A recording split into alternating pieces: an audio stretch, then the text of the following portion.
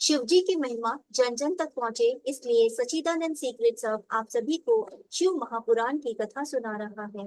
अगर आप भी एक शिव भक्त हैं, तो इस कथा को किसी दूसरे शिव भक्त को शेयर कर शिव जी और माँ के कृपा के पात्र बने।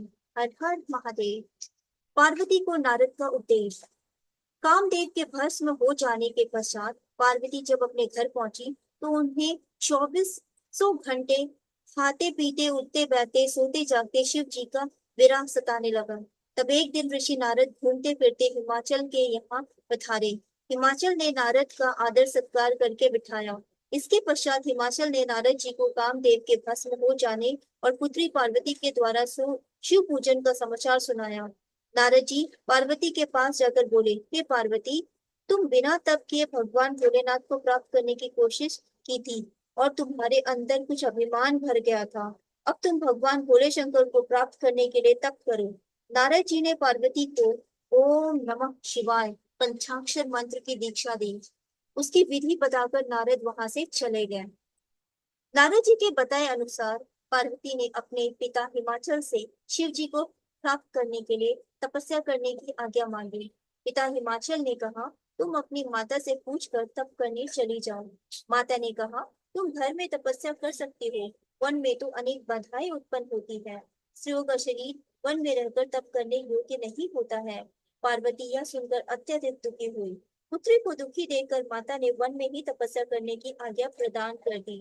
पार्वती माता पिता को प्रणाम कर उस स्थान पर गई जहाँ पर शिव जी ने कामदेव को भस्म किया था और जहाँ से गंगा निकली थी।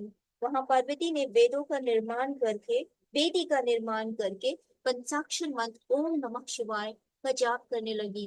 वे गर्मी में पंचागिन तप, वर्षा और शीतकाल में शीतल जल में बैठकर मंत्र का जाप करती रही। इस प्रकार जप करते करते 3000 वर्ष व्यतीत हो गए।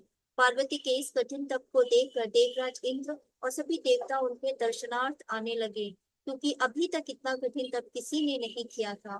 पार्वती के तप से त्रिलोकी तप्त होने लगी। ऋषि मुनि यक्ष गंधर्व देवता और दानव आदि सब मिलकर ब्रह्मा जी के पास गए। ब्रह्मा जी इन सबको लेकर श्री हरि के पास गए। सबने उन्हें संतप्त होने समस्त लोगों का हाल सुनाया। श्री हरि ने कहा, हे बंधुओं, यह सब पार्वती जी की तपस्या का परिणाम है। तुम सब मिलकर भगवान शंकर के पास जाओ। यह सुनकर कामदेव के भस्म हो जाने का स्मरण कर सब कांपने लगे। इस पर श्री हरि ने उन्हें समझाया कि तुम लोग डरो मत। भगवान शिव बहुत ही दयालु है। वे हम सब के स्वामी हैं। वे अवश्य रक्षा करेंगे, इसलिए तुम सब उनकी शरण में शीघ्र पहुंचो। तब श्री हरि की बात मानकर सभी लोग शंकर भगवान की शरण में पहुंचे। नारद जी को आगे करके सभी व्यक्तियों ने आनंद पूर्वक उन्हें प्रणाम किया और उनकी स्तुति करने लगे। हर हर महादेव।